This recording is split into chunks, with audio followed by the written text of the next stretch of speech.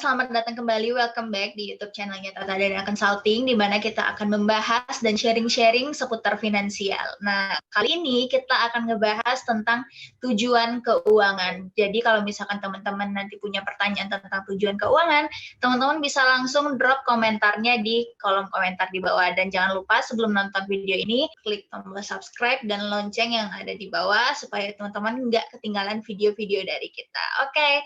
Untuk materi tujuan keuangan ini akan disampaikan oleh Ibu Teja, dan aku ingetin lagi kalau misalkan teman-teman punya pertanyaan, tinggal langsung drop pertanyaannya di komen di bawah. Oke, Ibu Teja. Semuanya, kita akan membahas mengenai tujuan keuangan kali ini. Nah, apa itu tujuan keuangan? Tujuan keuangan adalah tujuan yang ingin dicapai setiap orang yang ada hubungannya dengan uang pastinya, karena tujuan keuangan. Apalagi selain uang, yang pasti uang, kekayaan, dan materi ya. Jadi sepertinya semua yang bisa dinilai dengan uang. Atau bisa dikatakan tujuan keuangan itu adalah tujuan yang menggunakan target dalam bentuk sejumlah uang tertentu yang ingin dicapai. Nah, seperti apa itu tujuan keuangan? Itu misalnya, saya ingin punya rumah yang harganya 500 juta. Nah, jadi bukan cuma tujuan keuangan pengen punya rumah aja, belum selesai di situ. Tujuan keuangan adalah saya ingin punya rumah seharga 500 juta. Nah, itu adalah tujuan keuangan. Kenapa kita sebaiknya menetapkan tujuan keuangan? Supaya saat kita menabung atau berinvestasi, kita memiliki target yang nyata. Ini akan membantu kita menjadi lebih terarah dalam berinvestasi dan lebih bersemangat untuk mencapainya. Ya. Nah, sekarang kita lihat bagaimana cara menentukan tujuan keuangan. Yang pasti kita bisa menggunakan SMART, spesifik, measurable, achievable, relevant, and time-based. Ya, spesifik berarti kayak seperti tadi, punya rumah gitu ya, seharga 500 juta. Measurable tadi pasti adalah apa tuh, dalam bentuk seharga 500 juta. Achievable yang bisa dicapai, jangan punya rumah seharga 500 miliar. Nah, buat kita mungkin nggak bisa tercapai. Buat beberapa orang mungkin bisa tercapai, tapi kalau buat saya sih pasti 500 miliar nggak tercapai nih teman-teman. Nah, jadi pastikan tujuan keuangan itu juga tepat sesuai dengan kebutuhan kamu. Relevan benar, punya rumah adalah benar sesuai dengan tujuan hidup saya, pasti ingin punya rumah. Bagaimana kalau dengan contoh tujuan keuangan yang tidak relevan, misalnya saya ingin punya rumah di kutub utara gitu ya, mungkin kurang relevan sedikit ya, tapi saya ingin punya rumah di Indonesia, nah gitu. Nah, time based, nah ini juga penting. Jadi saya ingin punya rumah dalam waktu 2 tahun ke depan. Balik lagi kita mulai ya. Saya ingin punya rumah seharga 500 juta dalam waktu 2 tahun ke depan. Nah, coba kamu buat tujuan keuangan buat kamu dengan langkah-langkah SMART. Apa manfaat dari menetapkan tujuan keuangan? Yang pasti nomor 1, punya target yang jelas. Nah, jadi kamu bisa jelas punya target kemana nih uang kamu mau kamu sisihkan.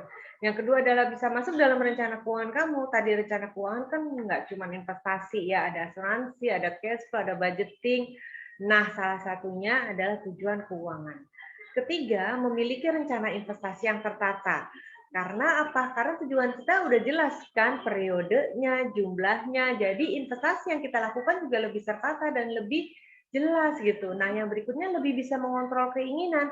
Kalau tadinya pengen macem-macem gitu ya, bingung. Nah, sekarang ketika kita udah punya tujuan keuangan yang jelas, maka kita jadi fokus hanya pada tujuan keuangan yang kita ingin capai. Yang pasti, dengan semua langkah-langkah tersebut, maka kita menjadi lebih semangat untuk mencapai tujuan keuangan kita. Mau kan kamu lebih semangat? Pastinya mau dong. Nah, apa saja sih tips agar tujuan keuangan tercapai?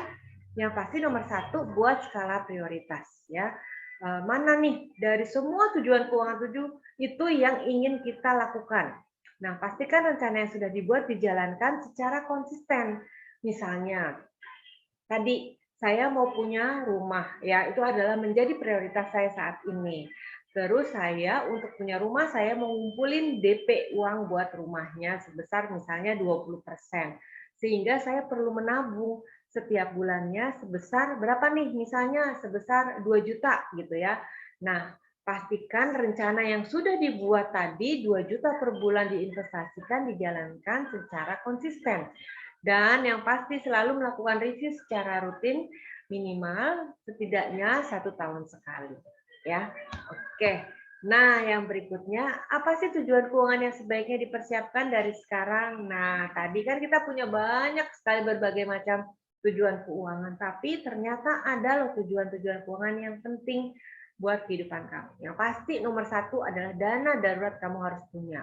Nomor kedua adalah dana pensiun, yaitu dana di mana kita akan punya biaya hidup saat pensiun dan bisa dibiayai dari uang yang sudah kita siapkan dari sekarang. Nah, buat kamu-kamu yang sudah punya anak, tentunya dana pendidikan anak sangat penting bagi keluarga. Nah, ini dana untuk memiliki rumah. Ayo para single yang mau menikah dan belum punya rumah, ini adalah tujuan keuangan yang juga penting buat kamu.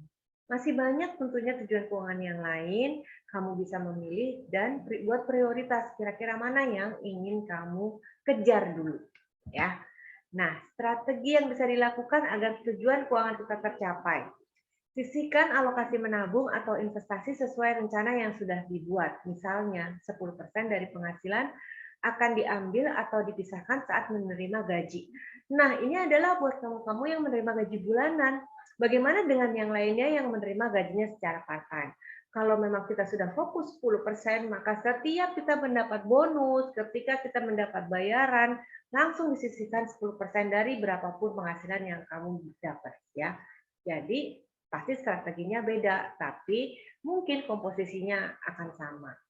Nah, langsung diberikan produk investasi. Ya, buat yang kamu mau mengejar tujuan keuangan dengan cara investasi, langsung diberikan produk investasinya ya. Lakukan secara konsisten. Apabila kita berencana melakukannya setiap bulan, lakukanlah setiap bulan, gitu ya.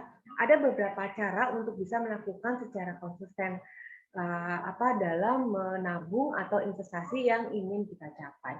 Dan satu lagi yang terakhir pastinya adalah memiliki proteksi keuangan.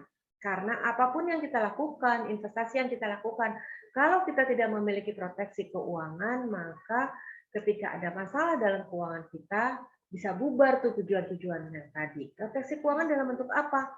Yang pasti dalam bentuk dana darurat, dan yang kedua dalam bentuk asuransi.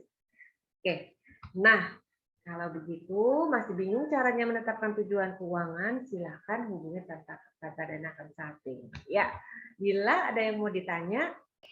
Aku mau nanya beberapa pertanyaan nih ke Bu Teja. Kalau misalkan kita ingin menentukan tujuan keuangan, apakah kita harus melakukan financial check up terlebih dahulu? Ya, oke. Benar banget, Dila. Sebelum kita menentukan tujuan keuangan, sebaiknya kita melakukan financial check up supaya kita tahu dari hasil financial check up itu mana nih yang harus kita lakukan. Misalnya, oh ternyata dari financial check up yang kita lakukan, ternyata kita belum punya dana darurat loh gitu. Yang kedua, oh ternyata hutang kita banyak. Nah, ketika kita punya dua kondisi kayak gitu, maka langkah keuangan yang kita lakukan juga pasti akan berbeda. Yang pertama, misalnya kalau belum punya dana darurat, maka ya udah kita buat salah satu prioritas dari tujuan keuangan kita adalah dana darurat di samping tujuan keuangan yang lain. Atau misalnya ternyata hutang kita banyak sekali. Nah, langkah keuangan yang harus kita lakukan adalah kita beresin dulu nih hutang-hutangnya bila supaya ketika kita lanjut ke langkah keuangan untuk mencapai tujuan keuangan dengan investasi atau dengan langkah lainnya, hutang-hutang kita sudah bisa kita manage atau bisa kita kelola dengan baik. Ya. Oke, nah pertanyaan selanjutnya, kalau misalkan seseorang punya tujuan keuangan yang sangat banyak nih Bu Teja, gimana caranya supaya tujuan keuangan yang banyak ini bisa tercapai? Nah, tentu aja kita boleh aja punya tujuan keuangan yang banyak ya, tapi tadi kita buat skala prioritas. Kenapa? Karena mungkin penghasilan kita terbatas atau aset yang kita miliki juga terbatas. Jadi tujuan keuangan boleh banyak. Nah, yang penting adalah skala prioritas. Mana nih tujuan-tujuan yang mau kita lakukan? Contoh misalnya ya, ada dana darurat, ada dana pensiun, dana pendidikan anak, dana untuk memiliki rumah.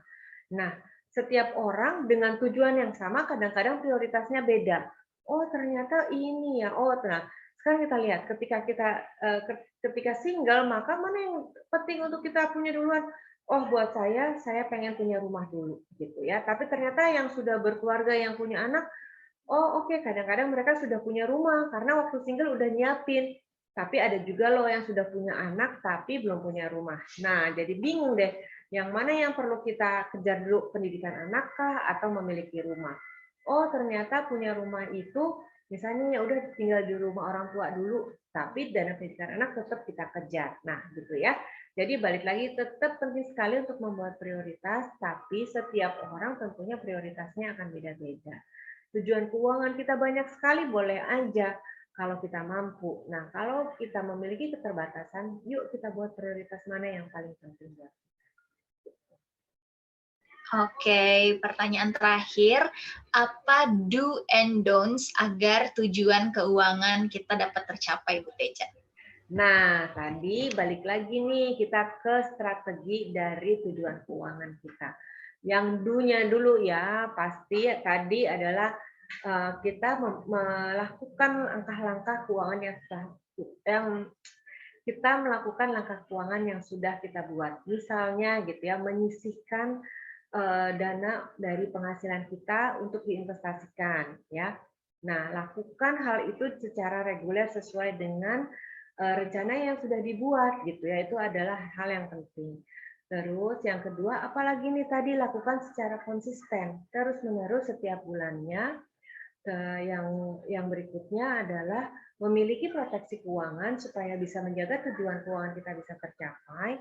Jangan lupa satu hal yang terakhir, tetap melakukan review atas tujuan keuangan yang kita ingin capai.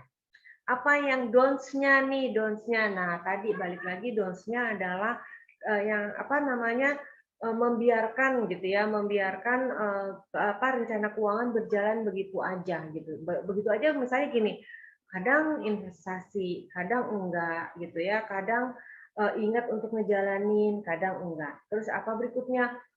Udah direncanakan investasinya di reksadana misalnya, kegoda sama ajakan teman-teman, ya udah kita investasinya di cryptocurrency. Nah, itu juga. Jadi itu kayaknya sebaiknya hati-hati dalam merubah itu karena pasti harusnya hasilnya akan beda.